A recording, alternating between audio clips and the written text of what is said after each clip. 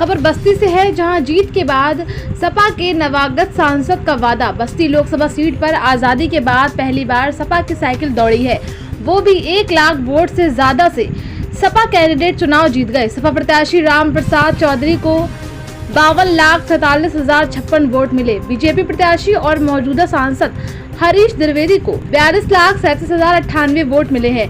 2 बार के सांसद हरीश द्विवेदी को सपा के राम प्रसाद चौधरी ने करारी शिकस्त दी, तो वहीं बसपा प्रत्याशी लव कुश पटेल को 10,29,064 वोट से ही संतोष करना पड़ा। सपा प्रत्याशी के जीत के बाद सपा कार्यकर्ताओं में जश्न का माहौल है। जीत के बाद राम प्रसाद चौधरी ने कहा कि जनता ने बीजेपी से परेशान होकर अपना मत दिया और इंडिया गठबंधन को बड़ी जीत दिलाई है। बस्ती की जनता ने उन्हें अपना प्रतिनिधि चुना है और वे उनके हर उम्मीद पर खरे उतरेंगे। विकास के जितने भी प्रयास उनके स्तर से जितने प्रयास होंगे वो करेंगे। रोजगार से लेकर किसान और बंद मिलों को शुरू कराने के लिए उनका पूरा प्रयास रहेगा। आज़ादी के बाद पहली बार बस्ती लोकसभा 61 पर सपा प्रत्याशी राम प्रसाद चौधरी को जीत मिली है।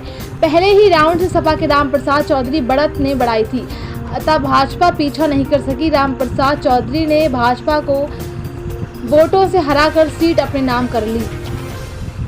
बस्ती लोकसभा का इतिहास। बस्ती जनपद में राजनीति की शुरुआत स्वतंत्रता के बाद रामचरित्र पांडे और देशराज नारंग से होती है। दोनों बड़ी हस्तियां हैं।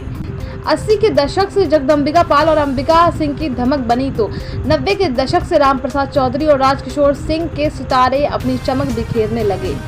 तो वहीं भाजपा के झंडे तले शिवराम चौहान ने यहां से सांसद बनने की हैट्रिक लगाई। भाजपा के लालमणि प्रसाद भी सांसद बने। 2009 में लोकसभा सीट के सामान्य होने के बाद राम प्रसाद चौधरी ने भतीजे अरविंद चौधरी को सांसद बनाया। उनके बाद हरीश द्विवेदी लगातार 2 बार सांसद चुने गए।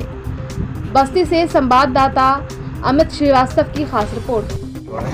कि सबसे पहले तो हम आभार व्यक्त करेंगे इंडिया गठबंधन के नेता, राष्ट्रीय समाजवादी पार्टी के राष्ट्रीय अध्यक्ष आदरणीय अखिलेश यादव जी का और श्री राहुल गांधी जी का आभार व्यक्त करेंगे। आभार व्यक्त करेंगे हम बस्ती की महान जनता का, जिन लोगों ने इतना बड़ा समर्थन देने का काम किया है। आभार व्यक्त करेंगे हम अपने इंडिया गठबंधन के नेताओं का, विधायकों का, कार्यकर्ताओं का, भूतपूर्व विधायकों का आभार व्यक्त करेंगे। और चौथे नंबर पर हम आभार व्यक्त करेंगे जिला प्रशासन ने जो निष्पक्ष चुनाव कराया है, इसके लिए जिला प्रशासन को धन्यवाद देने का। समर्थन के लिए बहुत आभार। ये जीत बस्ती के महान जनता की थी। जिस तरीके से भारतीय जनता पार्टी की दिल्ली की 10 साल की सरकार और उत्तर प्रदेश की 7 साल की सरकार, जब इनको जनता का सहयोग और समर्थन लेना था तो इन्होंने 50 दिन मांगा था और सपने क्या दिखाए थे? किसान की आय दोगुना करने के लिए, हर साल नौजवानों को 2 करोड़ नौकरी देने के लिए और किसान की आय दुगना करने के लिए, गरीबों को हवाई चप्पल पहनने वाले को हवाई जहाज की यात्रा दिखाने के लिए, बहन बेटियों की सुरक्षा के लिए। बदले में क्या दिया? आप सब लोग पत्रकार साथी हैं। 10 साल की सेंट्रल की सरकार, 7 साल की उत्तर प्रदेश की सरकार। किसान को 1 साल से ऊपर दिल्ली की सरहद पे अपने जायज मांगों के लिए आंदोलन करना पड़ा। गर्मी में किसान पे लाठी चली, बरसात में उन पर रबड़ की गोलियां चली और ठंडक में पानी की बौछार चली। 700 किसान की शहादत हो गई दिल्ली के बॉर्डर पर। नौजवान को एक भी रोजगार नहीं मिला। नौजवान के लिए जो भी परीक्षा हुई, सारे पेपर लीक हुए। कोरोना, जीएसटी और नोटबंदी जैसी योजनाओं से पूरा देश बर्बाद हो गया। बहन बेटियों की हमारे हिंदुस्तान में बेटियां देवी के रूप में मानी जाती हैं, पूजी जाती हैं, शक्ति का स्वरूप मानी जाती है। आपने देखा किस तरीके से मणिपुर की बेटी के साथ क्या हुआ, नंगा दौड़ाया गया। बनारस की बेटी के साथ क्या हुआ, हाथ। अयोध्या बड़ी हार्ड सीट थी, उस पर भी गठबंधन, सपा गठबंधन बहुत आगे, लगभग जितने करीब है।